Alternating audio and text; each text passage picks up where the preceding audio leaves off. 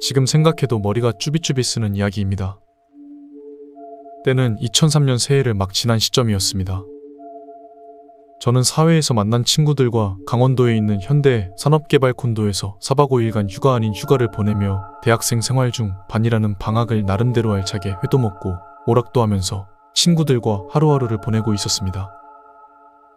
4박 5일간의 여행을 끝내면서 저와 친구들은 오대산에 한 번 올라간 후에 서울로 가자라는 의기투합 끝에 부자였던 한 친구의 자가용을 타고 오대산을 향했습니다. 오대산으로 가는 도로에서 한 스님이 저희에게 손을 내저으며 오대산까지 태워달라는 것이었습니다. 그래서 우리도 오대산 가는 길이고 하니 같이 태워주겠다고 하였습니다. 그 스님께서 저희를 보고 하시는 말이 산에 올라가지 않는 게 좋겠다고 하셨는데 저희는 듣는 둥 마는 둥 하였습니다.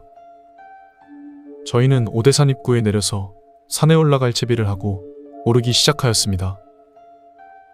이때가 오후 2시였습니다. 3명 중 제가 산에 대한 경험이 별로 없고 체력도 별로 좋지 않아 30분 정도 오르니 친구 2명과 약 50m 정도 차이를 두고 오르기 시작하였습니다. 정면에서 50m는 그리 먼 거리가 아니지만 등산길에서의 50m는 사람이 보이지 않는 거리입니다. 30분을 오르니 산에서 내려오는 사람들은 점차 늘어갔고 이때가 2시 30분경. 그때는 알지 못했습니다. 겨울산은 금방 어두워진다는 것을. 약 40분 정도는 오르니 2가지 갈래길이 보이기 시작하였습니다. 왼쪽은 절 입구, 오른쪽은 다시 비로봉을 향하는 길이었습니다. 저는 다시 전화를 걸었지만 친구들이 연락이 되지 않아 당연히 산을 타고 올라간 줄 알았습니다. 물론 그때도 많은 사람들은 산에서 내려오고 있어서 저를 이상하게 쳐다보는 것이었습니다. 좀 더 산에 오르자 친구들이 없을까 약간 초조한 마음과 불안한 마음이 생겼지만 친구들이 같이 산에 오르고 있고 만약에 제가 올라가지 않으면 그 친구들은 절 기다린다는 생각에 저는 겨울산을 오르기 시작하였습니다. 한겨울이라 오후 3시만 좀 넘어도 사방은 어두워져 갔고 비로봉의 3분의 2 정도까지 오르자 다시 고민의 갈래에 빠졌습니다. 다시 내려가야 하나 아님 올라가야 하나. 눈과 바람과 동물 소리 등을 이겨내면서 저는 다시 산에 오르기 시작하였습니다. 제가 그때 무슨 확신으로 그랬는지는 알 수 없습니다. 지금이라면 고민도 없이 내려갔을 것입니다. 오후 5시가 넘자 사방은 어두워졌고 비로봉에 친구들이 없으면 어떡하지? 라는 두려운 마음이 저를 누르고 있었고 이상한 기운과 누군가 나를 쳐다보고 있다라는 느낌을 받았지만 저는 아주 큰 소리로 노래를 부르며 두려움과 싸우며 산에 오르기 시작했습니다. 겨울 밤산은 잊지 못할 수밖에 없는데 바닥은 아주 밝고 땅 위는 아주 검습니다. 눈이 바닥을 밝게 해주죠. 아무런 장비 없이 기어가듯이 산을 올랐지만 두려움은 더욱 커졌습니다. 이제 약 5분만 기어서 오르면 비로봉이 보이고 친구들이 있다라는 마음에 산에 올랐지만 그곳에는 아무도 없었습니다. 저는 오르자마자 욕이 튀어나왔고 무릎을 꿇고 약 0.1초간만 절망한 후 바로 살기 위한 모색을 하였습니다. 그 결과 2가지 결론이 나왔습니다. 1. 아무것도 보이지 않는 겨울산이기 때문에 내려가다 죽을 가능성이 높으므로 휴대폰을 이용하여 119에 요청하여 헬기를 타고 지상으로 간다. 휴대폰이 안 될 경우에는 날이 밝을 때까지 비로봉에서 기다린다. 2. 그냥 내려간다. 이 2가지 중 하나를 선택하려고 하는 찰나에 내 휴대폰으로 당시에 사귀고 있던 여자친구에게 전화가 오는 것이었습니다.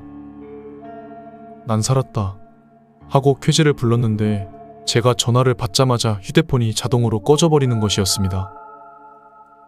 분명 휴대폰 배터리가 1초 전만 해도 4칸이었는데 배터리가 없다라는 표시가 되면서 자동으로 꺼져버리는 것이었습니다.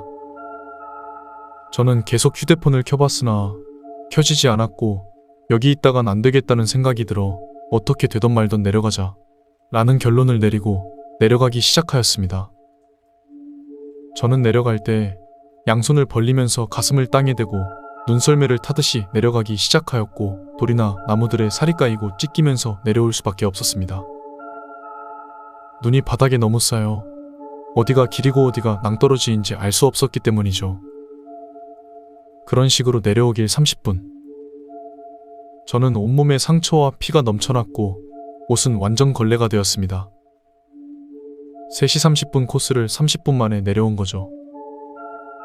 30분을 내려오자 그 절이 보였습니다.